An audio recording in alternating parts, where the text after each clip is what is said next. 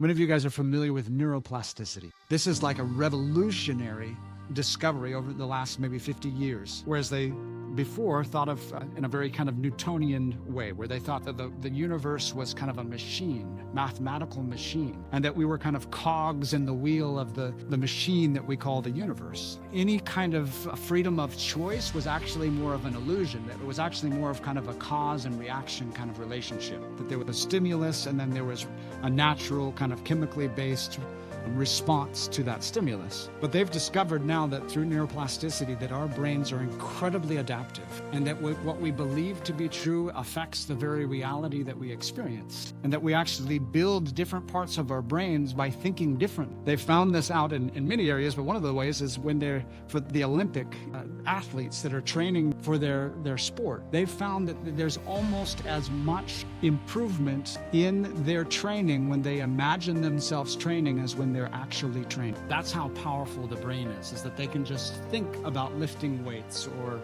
doing a high dive or doing whatever sport they are.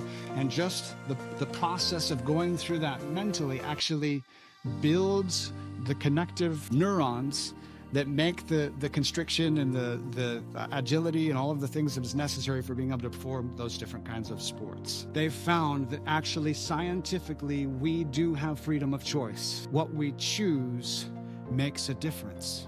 What we think has an effect, that we are not just stuck in a machine, but that actually what we choose to believe affects the reality that we experience, which is why we know that the battle is being waged right here. That's why the Bible says that take every thought captive to the obedience of Christ, because what you think matters.